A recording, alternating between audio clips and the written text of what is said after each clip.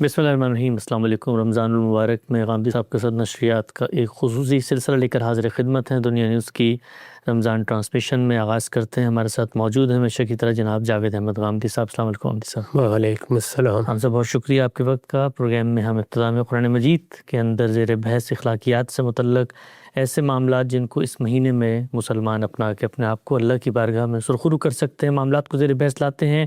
حدیث بھی زیر بحث آتی ہے اور آپ کے سوالات بھی۔ آج جس موضوع کا میں نے انتخاب کیا ہے وہ اسراف کا موضوع ہے۔ قرآن مجید کی سورہ بنی اسرائیل میں ارشاد فرمایا گیا ہے، تم قرابت دار کو اس کا حق دو اور مسکین اور مسافر کو بھی، اور مال کو بیجا نہ اڑاؤ، اس لیے کہ مال کو بیجا اڑانے والے شیطان کے بھائی ہوتے ہیں اور شیطان اپنے رب ہی کا بڑا ناشکرا ہے۔ سورہ بنی اسرائیل کے اندر یہ بات ذکر ہوئی ہے۔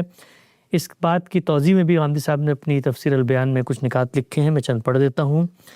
آپ فرماتے ہیں کہ مدعا یہ ہے کہ اللہ تعالیٰ نے جو نعمتیں انسان کو بخشی ہیں وہ جس طرح انہیں اپنی ذات پر خرچ کرتا ہے، اسی طرح اپنی ذاتی اور کاروباری ضرورتیں پورا کر لینے کے بعد انہیں اپنے اعزہ و اقربا اور دوسرے ابنائے نو پر بھی خرچ کرے۔ قرآن سے معلوم ہوتا ہے کہ اس دنیا میں اللہ تعالیٰ کا بندہ بن کر رہنے کے لیے دو چیزوں کی ضرورت ہے۔ ایک یہ کہ خالق کے ساتھ انسان کا تعلق ٹھیک ٹھیک قائم ہو جائے، دوسری یہ کہ مخلوق کے ساتھ وہ صحیح طریقے پر جڑ جائے۔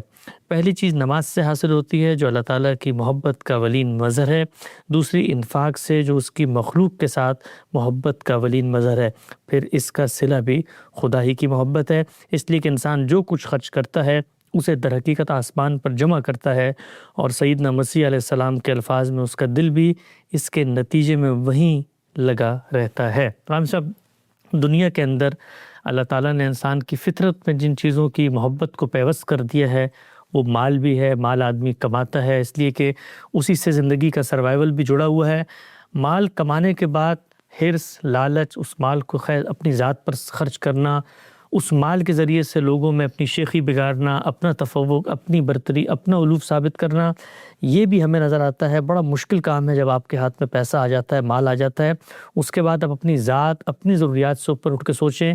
اللہ تعالیٰ ہمیں یہ بتاتے ہیں کہ مال تو اللہ کی نعمت ہے، دنیا میں اس نے ہمارے لیے پیدا کیا ہے، لیکن پیدا کرنے کے بعد بھی کچھ ذمہ داریاں ہیں جو ایک بندہ مومن کے اوپر لازم ہو جاتی ہیں۔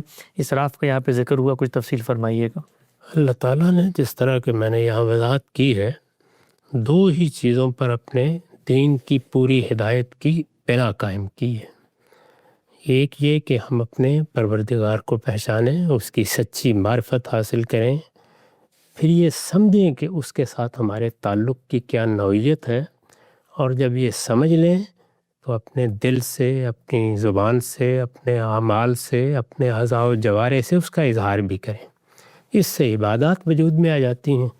دوسری بڑی چیز یہی ہے کہ اس دنیا میں معیشت کے باب میں اللہ تعالیٰ نے یکساں معاملہ نہیں کیا۔ یعنی ایسا نہیں ہے کہ سب کے سب لوگ سونے کا چمچہ منہ میں لے کے پیدا ہو جائیں۔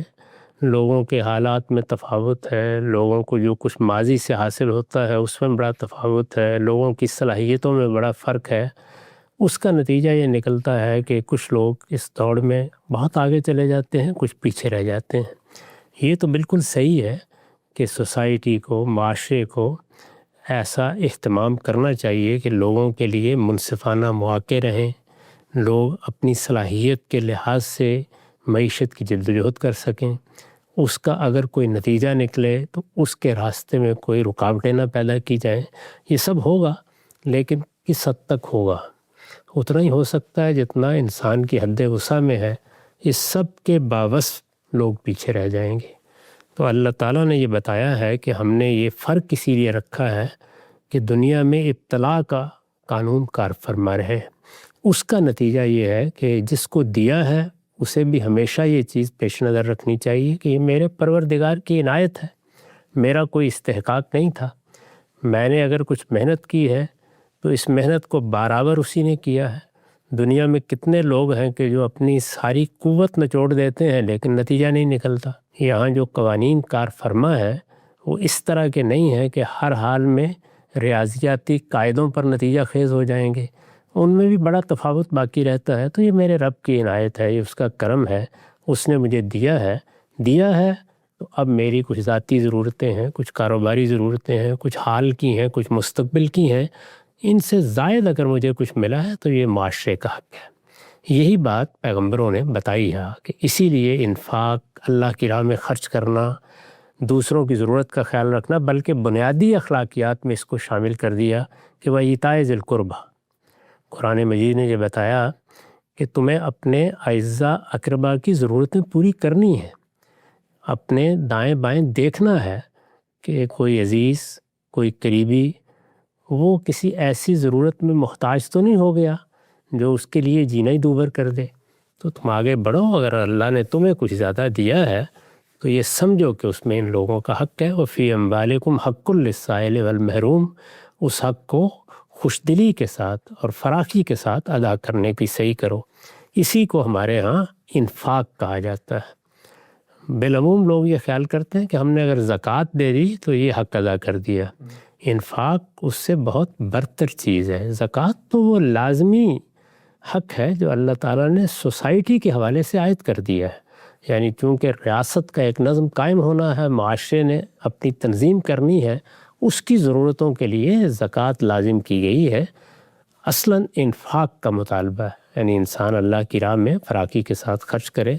تو اس کی تعلیم بھی دی ہے، ترغیب بھی دی ہے، اس کی تلقین بھی کی ہے، اور سورہ بقرہ کے آخر میں بڑی خوبصورت مثالوں کے ذریعے سے یہ بھی بتایا ہے کہ اللہ تعالیٰ اس میں کس طرح بڑھوتری پیدا کر دیتا ہے۔ تو بالکل واضح ہو گیا آیت کے اندر یہ جو بات آئی ہے کہ اعزاء اور اقربا اور مساکین اور مسافروں کا حق ہے تمہارے مال میں، اس کی وضاحت میں ہم سب نے اپنی اسی تفسیر میں لکھا ہے، آیت میں سے اعزاء و اقربا اور مسکین و مسافر کا حق قرار دیا گیا ہے۔ اس کے صاف معنی یہ ہے کہ اس میں کوتاہی آدمی کو اللہ کے نزدیک غصب حقوق کا مجرم بنا سکتی ہے۔ چنانچہ قرآن نے یہ بات دوسری جگہ واضح کر دی ہے کہ ان حقوق سے بے پرواہ ہو کر اگر کوئی شخص مال و دولت جمع کرتا ہے تو یہ کنز ہے اور اس کی سزا جہنم کی آگ ہے، جس سے ہر بندہ مومن کو اپنے پروردگار کی پناہ مانگنی چاہیے ہے۔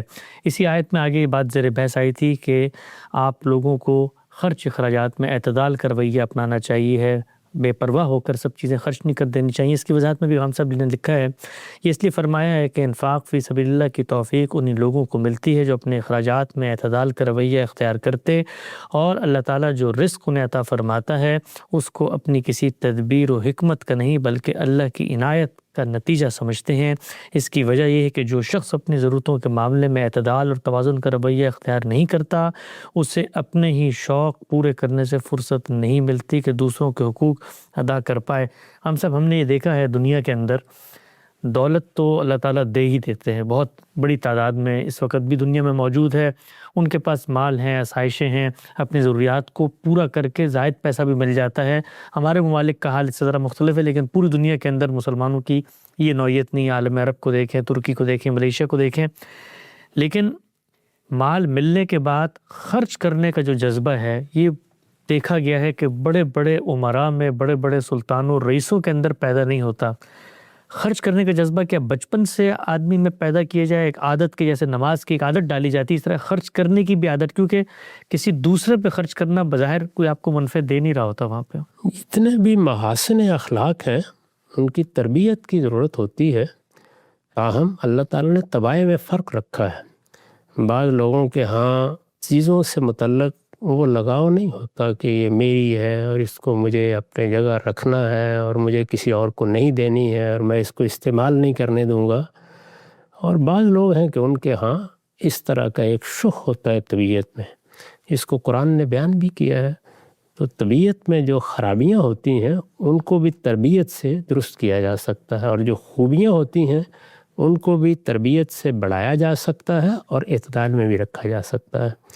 اصلی چیز یہ ہے کہ دین کی ہدایت کو سامنے رکھ کر ہم اپنی تربیت اس طریقے سے کریں، اور بچپن ہی سے کرنی چاہیے، یعنی والدین کریں گے، اعزاء اقربا کریں گے، ہمارا ماحول کرے گا۔ تربیت کے بغیر تو کوئی چیز بھی صحیح اصولوں پر نشو و نما نہیں پاتی۔ ہم کوئی بیج بوتے ہیں، اس سے پودا نکلتا ہے، اس کی بھی ساخت پرداخت کے لیے بڑی محنت کرنی پڑتی ہے۔ دنیا میں جتنے کام بھی اللہ تعالیٰ نے انسان سے متعلق کیے ہیں وہ تہذیب اور تربیت کے مختلف مراحل سے گزرتے ہیں۔ تو تہذیب نفس کے لیے یہ ضروری ہے کہ ہمیں شعور ہو تو ہم بھی اپنے آپ کو خود احتسابی کے ذریعے سے بہتر کریں، اور جب ہم کسی کی آغوش میں ڈالے گئے ہیں، کسی کے زیر تربیت ہیں، کسی کے زیر سایہ ہیں، کسی کے زیر سرپرستی ہیں، تو جن کے زیر سرپرستی ہیں وہ بھی تربیت سے غفلت نہ برتیں۔ وہ بالواسطہ بھی ہوتی ہے، بلا واسطہ بھی ہوتی ہے، اس میں بعض اوقات ماحول آپ سے آپ اثر انداز ہو جاتا ہے۔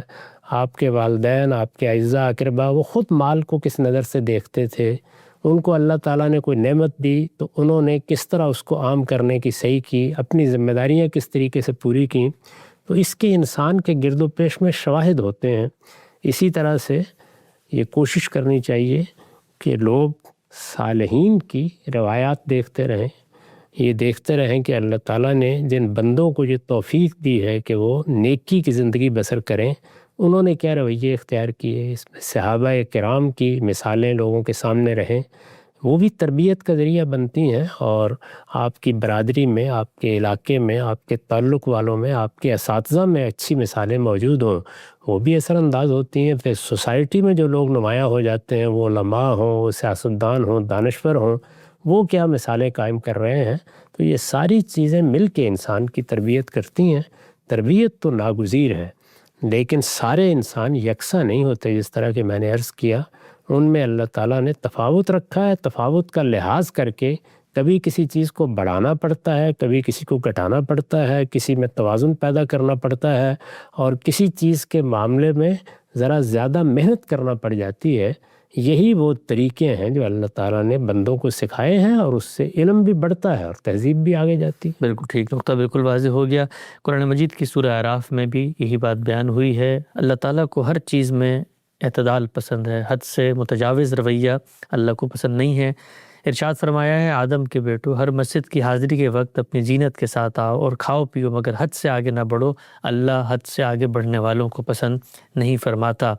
ہم سب نے لکھا ہے، مطلب یہ ہے کہ پہننا ہو یا کھانا پینا، ان میں سے کوئی بھی چیز ممنوع نہیں ہے۔ خدا کی شریعت میں ممنوع صرف اسراف ہے، اس سے ہر حال میں بچنا چاہیے۔ مولانا امین احسن اصلاحی صاحب تدبر قرآن، وہ اسی آیت کی توضیح میں لکھتے ہیں، اللہ تعالیٰ قائم بالقسط ہے، اس وجہ سے مقسطین یعنی عدل و اعتدال پر قائم رہنے والوں کو پسند کرتا ہے، اور مسرفین یعنی عدل و اعتدال سے تجاوز کرنے والوں کو پسند نہیں کرتا۔ یہ بے اعتدالی افراد کی نوعیت کی بھی ہو سکتی ہے اور تفرید کی بھی۔ یہ دونوں ہی باتیں خدا کی پسند کے خلاف ہیں۔ نہ وہ یہ پسند کرتا ہے کہ آدمی کھانے پینے پہننے ہی کو مقصود بنا لے اور رات دن اسی کی سرگرمیوں میں مشغول رہے، اور نہ وہ یہ پسند کرتا ہے کہ ان چیزوں کو راہبوں اور جوگیوں کی طرح تیاگ دے۔ تبذیر اور تفریط دونوں ہی شیطان کی نکالی ہوئی راہیں ہیں۔ خدا زندگی کے ہر پہلو میں عدل و اعتدال کو پسند کرتا ہے۔ ہم نے یہ دیکھا ہے، اللہ تعالیٰ کی منشا کی یافت میں سرگردہ مذہبی لوگ اور ان کی روایات جب اللہ کی قرب کی متلاشی ہوتی ہیں تو اس میں حدود سے تجاوز ہو جاتا ہے۔ جس طرح اسراف میں خرچ کرنے میں تجاوز ہو جاتا ہے اپنی ذات کے اپنے معاملات میں، اسی طرح سے اللہ کی خوشنودی اور اس کی تائید کی یافت میں بھی تجاوز ہو جاتا ہے۔ اور ہم نے دیکھا کہ پوری کی پوری مسیحی روایت کے اندر یہ تسلسل پیدا ہوا کہ جس میں ترک دنیا ہے، اور ہمارے یہاں بھی صوفیاء کی روایت میں بھی بات نظر آتی ہے۔ یہ اعتدال پہ رہنا سب سے مشکل کام ہے، اس لیے کہ انسان یا پنڈولم کی طرح وہاں جاتا ہے یا یہاں جاتا ہے۔ انسان کے ساتھ یہ بڑا المیہ ہے، اسی سے بڑے فساد پیدا ہوتے ہیں، مذہب میں بھی، اخلاق میں بھی، تہذیب میں بھی، معاشرت میں بھی۔ انسان کو توازن پر قائم رہنا ہے، اسی لیے قرآن مجید میں جگہ جگہ اس کی تلقین کی گئی ہے، اور اللہ تعالیٰ نے اپنی مثال دے کے لوگوں کو سمجھایا ہے کہ یہ دیکھو میں نے اس کائنات کو بنایا ہے، میں نے اس میں میزان رکھ دی ہے، یعنی ہر جگہ ہر چیز اپنی صحیح جگہ پر قائم کر دی گئی ہے۔ تو تمہیں بھی یہ اس بات کی تعلیم دے رہی ہے کہ اللہ تطغوا فی المیزان، تم بھی اللہ کی بنائی ہوئی اس میزان میں طغیان پیدا نہ کرو، اس کو ٹھیک تول پر قائم رکھو۔ یہ ٹھیک تول پر قائم رکھنا ہے تجارت میں، معیشت کے معاملات میں، زندگی کے حقائق میں، معاشرت کی ضرورتوں میں، سیاست میں، ہر جگہ اس میں توازن رہنا چاہیے۔ وہی خرچ اخراجات میں بھی چنانچہ یہ فرمایا ہے کہ ایسا نہ کرو کہ سب کچھ اڑا دو، اور ایسا بھی نہ کرو کہ تمہارے ہاتھ سے خدا کی راہ میں بھی کچھ خرچ کروانا ناممکن ہو جائے۔ تو دونوں چیزوں میں توازن رہنا چاہیے، یعنی بندہ اپنے اعزاء اقربا پر بلکہ اپنی ذات پر بھی اگر اللہ نے اس کو دیا ہے تو فراخی کے ساتھ خرچ کرے، اور اس کے بعد اللہ کے بندوں کی طرف بھی توجہ رکھے کہ اس کے گرد و پیش میں، اس کے اعزاء میں، اس کے احباب میں کون ضرورت مند ہیں جن کی کوئی ضرورت وہ پوری کر سکتا ہے، پھر اللہ پر بھروسہ کر کے ان کی ضرورتیں پوری کرے، اللہ اس کی ضرورتیں پوری کرے گا۔ ٹھیک، اگر ہم سب ایک آخری پہلو یہ بیان کیجیے گا، مال کسی کے پاس اپنی ضرورت سے زیادہ ہے، وہ اللہ کی راہ میں خرچ کرے اعتدال کے ساتھ، اللہ اس کا اجر دیں گے، لیکن زیادہ اجر تو اس بات کا ہونا چاہیے نا کہ آپ کے پاس آپ کی ضرورت کا ہی مال ہے، آپ اپنی ضرورت کو کاٹ کر اللہ کے راستے میں دیتے ہیں، تو اس میں تو زیادہ مشقت اور زیادہ جس کو آپ کہتے ہیں رضامندی کی طلب ہے، تو اس کا اجر بھی زیادہ ہونا چاہیے۔ اس میں کیا شک ہے، وہ تو بتا دیا وَلَوْ كَانَ بِهِمْ خَصَاصَةٌ، یعنی وہ لوگ کہ جو اپنی ضرورت کو بھی روک لیتے ہیں، بڑی بات ہے۔ یہاں جو بات بیان کی جا رہی ہے وہ یہ ہے کہ لازم کیا ہے، اچھا، یعنی کیا چیز ہے کہ جو انسان کو ہر حال میں ملحوظ رکھنی ہے، اپنی ذاتی کاروباری ضرورتوں کو پورا کر لینے کے بعد باقی میں لوگوں کا حق سمجھنا ہے، وہ حق ادا کرنا ہے۔ اس کو اگر ادا نہیں کیا جائے گا تو وہ کنز بن جائے گا، اس پر وعید سنائی گئی ہے۔ لیکن آدمی اس سے آگے بڑھ جائے تو کیا ہی کہنے ہیں، تاہم اس سے آگے بڑھتے وقت بھی پیچھے مڑ کے ضرور دیکھ لینا چاہیے، جیسے کہ حضور نے تلقین فرمائی کہ کہیں آدمی اپنے اعزاء اقربا اور بیوی بچوں کو تو محروم نہیں کر رہا، تو اعتدال کے ساتھ معاملات کرنے چاہیے، اور اعتدال کے ساتھ بعض اوقات اپنی ضرورتوں کو روک کر بھی خرچ کیا جاتا ہے۔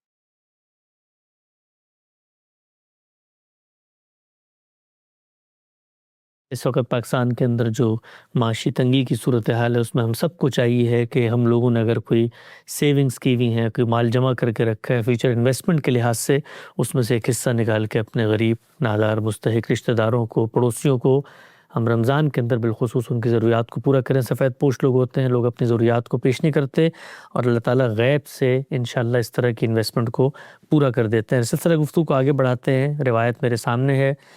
ارشاد فرمایا، عبداللہ بن سلام بیان کرتے ہیں کہ نبی صلی اللہ علیہ وسلم جب مدینہ تشریف لائے تو لوگ آپ کو دیکھنے کے لیے امڑ آئے اور ایک دوسرے سے کہنے لگے کہ اللہ کے رسول آ گئے، اللہ کے رسول آ گئے۔ وہ کہتے ہیں کہ میں بھی ان کے ساتھ باہر نکلا، پھر جب میں نے آپ کا چہرہ دیکھا تو مجھے اسی وقت اندازہ ہو گیا کہ یہ چہرہ کسی جھوٹے آدمی کا چہرہ نہیں ہو سکتا۔ اس موقع پر پہلی بات جو آپ کی زبان سے میں نے سنی وہ یہ تھی کہ آپ نے فرمایا، لوگو سلام کو عام کرو، بھوکوں کو کھانا کھلاؤ، رشتہ داری کا حق ادا کرو اور نماز کا اہتمام رکھو۔ اس وقت بھی جب لوگ سو رہے ہوتے ہیں تم یہ کرو گے تو سلامتی کے ساتھ جنت میں داخل ہو جاؤ گے۔ سبحان اللہ۔ ہم سب بیان فرمائیے گا کہ بڑی ایک انہوں نے اپنا تجربہ بیان کیا کہ جب میں نے چہرہ دیکھا رسالت محمد صلی اللہ علیہ وسلم کا تو چہرہ دیکھتے ہی مجھے یہ احساس ہو گیا کہ کسی جھوٹے آدمی کے چہرے نہیں، یہ کیسے ہے؟ اس کا تو ہمیں روزانہ تجربہ ہوتا ہے۔ انسان جو کچھ بھی ہوتا ہے اس کے چہرے پر، اس کے لباس میں، اس کی گفتگو میں اس کے آثار نمایاں ہو جاتے ہیں۔ یہ صحیح ہے کہ بعض لوگ اپنی اصلیت چھپانے میں کامیاب رہتے ہیں، لیکن بہت کم۔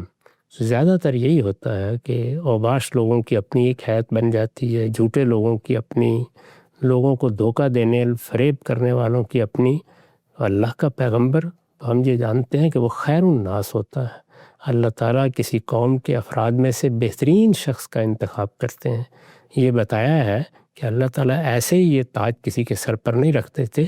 اللہ عالم و حیث یجعل رسالتہ، اللہ نے اپنے آخری پیغمبر کی حیثیت سے جس شخصیت کو منتخب کیا اس کے بارے میں یہی ہونا چاہیے کہ اس کے وجود سے، اس کی صورت سے، اس کو دیکھنے سے یہ معلوم ہو جائے کہ یہ کسی جھوٹے آدمی کا چہرہ نہیں ہے۔ یہ ہمارے روزمرہ کے مشاہدات کی چیز ہے۔ ہم بھی اپنی آراء قائم کرتے ہیں تو ایسے ہی قائم کرتے ہیں۔ پہلی نظر میں کیا چیز دیکھی، پہلی بات سنی، کوئی گفتگو کے دو جملے سامنے آئے تو اس سے اندازہ ہو جاتا ہے کہ جس شخص کو ہم دیکھ رہے ہیں وہ کس طرح کا شخص ہے، اس کی شخصیت کے محاسن کیا ہے۔ اسی سے تو ہم بہت سے فیصلے اپنی روزمرہ زندگی میں بھی کرتے ہیں، اور پیغمبر یعنی جس کو اللہ نے منتخب کیا ہے، اس کے چہرے پر، اس کی چال میں، اس کے اٹھنے بیٹھنے میں، اس کے رہن سہن میں کیا کیا خوبیاں نمایاں ہوتی ہوں گی، اس کا تو اندازہ ہی کیا جا سکتا۔ سبحان اللہ۔ ہم سے فرمایا ہے کہ سلام کو عام کرو۔ ظاہری بات ہے اس وقت جو صورتحال ہے، مکے سے کافی سارے لوگ ہجرت کر کے آ رہے ہیں، تنگ دست بھی ہیں، نادار بھی ہیں، ان کی ذمہ داریاں بھی اٹھانی ہیں۔ ذمہ داری اٹھانا خود ایک باعث مشقت ہوتا ہے، لیکن اس پورے ماحول میں اگر ایک دوسروں کو دعائیں دیتے رہو گے سلامتی کی تو اس سے اللہ تعالیٰ کی برکت بھی نازل ہوگی۔ بظاہر تو آپ صلی اللہ علیہ وسلم کی ایک ہدایت ہے، لیکن ہمیں دیکھتے ہیں کہ آج کے دور میں ہم سب جو لوگ بڑے مناصب پہ ہوتے ہیں یا کسی بھی سوسائٹی میں کوئی رتبہ رکھتے ہیں، وہ چھوٹوں کو سلام کرنا اپنے لیے ایک باعث تحقیر سمجھ رہے ہوتے ہیں. جو اسلامی معاشرت ہے اس میں سلام کی کیا اہمیت ہے؟ یہ دعا ہے، اور ہم ایک دوسرے سے ملتے ہیں اور ایک دوسرے کے لیے سلامتی کی دعا کرتے ہیں تو اصل میں اپنے غیر معمولی جذبات کا اظہار کرتے ہیں. ہمارے یہاں چونکہ یہ رسم بن گئی ہوئی ہے، السلام علیکم کہنا ہے یا مصافحہ کرنا ہے، اس کی حقیقت کو سامنے رکھنا چاہیے. حقیقت تو دعا دینا ہے. تو انسان دعا دینے کے معاملے میں بخیل ہو جائے، آگے بڑھ کے دعا دینی چاہیے. اگر آپ بڑے ہیں تب بھی آگے بڑھیے، چھوٹے ہیں تب بھی آگے بڑھیے. چھوٹا اگر آگے بڑھتا ہے تو وہ اپنی سعادت مندی کا ثبوت دیتا ہے. بڑا اگر آگے بڑھتا ہے اور سلام میں پہل کرتا ہے تو وہ اپنی شفقت کا اظہار کرتا ہے، محبت کا اظہار کرتا ہے، تواضع کا اظہار کرتا ہے. تو یہ دعا ہے اور بڑی خوبصورت دعا ہے جو ہم ہر ایک کو ملتے وقت دے رہے ہوتے ہیں. اگر اس کے معنی پر غور کر کے یہ دعا دیں تو اس سے خود ہمیں یہ سبق ملتا ہے کہ ہماری ہاتھ سے اور ہماری زبان سے ہر شخص کو محفوظ رہنا چاہیے. ہم دوسروں کو سلامتی کی دعا دیتے ہوئے یہ کیسے کر سکتے ہیں کہ اس کا مال ہڑپ کرنے کے منصوبے بنائیں، اس کو نقصان پہنچانے کی کوئی تدبیر کریں، کسی کے خلاف خواہ وہ اس کی عزت کا معاملہ ہو، مال کا ہو، جان کا ہو، کوئی سازش کرنے کی صحیح کریں. سلامتی اگر ہماری پوری سوسائٹی میں عام ہوتی ہے اور یہ سلامتی ہے جو ہر ایک کی زبان پر ہے تو اس کے کچھ نتائج نکلنے چاہیے. لیکن ہوتا وہی ہے کہ چیزیں بالعموم رسم بن جاتی ہیں اور ان کی حقیقت پر لوگوں کی نگاہ نہیں رہتی. ٹھیک. آپ صلی اللہ علیہ وسلم نے جو باتیں یہاں پہ فرمائی ان میں سلام کو عام کرو، بھوکوں کو کھانا کھلاؤ، رشتہ داری کا حق ادا کرو اور نماز کا اہتمام رکھو.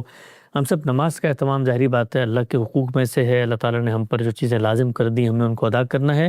لیکن آپ نے جو پہلے باتیں بتائیں وہ بندوں کے حقوق سے متعلق تھیں. وہ اللہ کے حق کو بعد میں بیان کیا اور جو بندوں کے حقوق تھے اس کو آپ نے پہلے بیان کیا ہے. دونوں اسالیب اختیار کیے ہیں، قرآن نے بھی اختیار کیے ہیں اور رسول اللہ نے بھی اختیار کیے ہیں. سورہ بلد میں بھی یہی طریقہ اختیار کیا ہے. یعنی کسی چیز کی اہمیت بعض اوقات واضح کرنا مقصود ہوتا ہے. اگر آپ ویسے ترتیب کے لحاظ سے دیکھیں تو سب سے بڑا اور سب سے پہلا حق اللہ ہی کا ہے.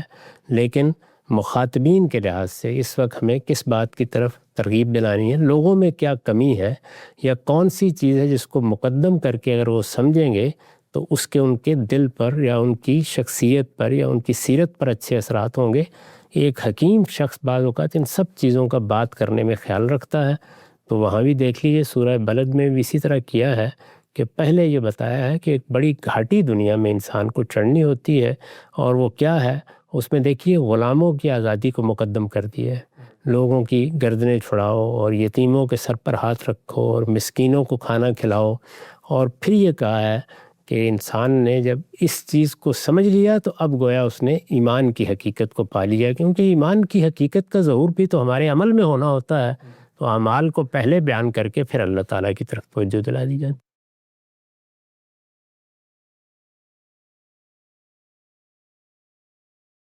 حدیث کے بعد ایک دو متفرق سوالات بھی لے لیتے ہیں ہم سب. یہ سوال ہے کہ حکومتی سطح پر کیا مسلمان حکمرانوں کی ذمہ داری ہے قرآن مجید کی اشاعت کا اہتمام کریں اور دنیا تک اسے پہنچائیں؟ اس میں کیا شبہ ہے کہ مسلمانوں کا کوئی بھی معاشرہ ہوگا تو اس کو یہ اہتمام کرنا چاہیے. امت مسلمہ کی تو سب سے بڑی ذمہ داری یہی ہے. اس وقت جو مسلمانوں کے نظم مختلف جگہوں پر بنتے ہیں وہ اسی امت کے جزوی نظم ہیں. اگر آپ اس کو اس کی کلیت کے لحاظ سے دیکھیں تو مسلمان امت کو اسی منصب پر فائز کیا گیا کہ وہ لوگوں کے لیے دین کی گواہ بن کے رہے گی. لِتَكُونُوا شُهَدَاءَ عَلَى النَّاسِ وَيَكُونَ الرَّسُولُ عَلَيْكُمْ شَهِيدًا. یہ ذمہ داری سب سے بڑھ کر تو اہل عرب کی ہے، اس لیے کہ ان کے علاقے کو اسی مقصد کے لیے خاص کیا گیا ہے، وہاں توحید کا مرکز بنایا گیا ہے.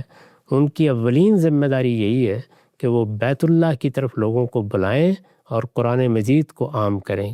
قرآن مجید ہی اصل میں دعوت کی بنیاد ہے. اللہ تعالیٰ نے بہت وضاحت کے ساتھ یہ بتا دیا ہے کہ ذکر بالقرآن من یخاف وعید. ہمیں اللہ کی کتاب لے کر غیر مسلموں تک خدا کا پیغام پہنچانا ہے. میری آپ کی تقریریں اور ہماری تصنیفات اور کتابیں یہ ثانوی حیثیت رکھتی ہیں اور یہ بعد میں زیر بحث آنی چاہیے. جب کوئی اللہ کے دین کی طرف متوجہ ہو جاتا ہے تو اب اس کو تعلیم و تربیت کی ضرورت ہوتی ہے. اس میں ظاہر ہے کہ پھر دین کو بھی سمجھنا ہے، تفسیریں بھی پڑھنی ہیں. پہلا مرحلہ یہی ہے کہ لوگوں تک اللہ کی کتاب پہنچے. اس کا اہتمام ہر سطح پر کرنا چاہیے۔ نقطہ بالکل واضح ہو گیا۔ رمضان کے اندر نشست کا سلسلہ جاری ہے، وقت یہاں پہ ختم ہوتا ہے، کل دوبارہ اسی وقت حاضر خدمت ہوں گے۔ اب تک آپ لوگ کا بہت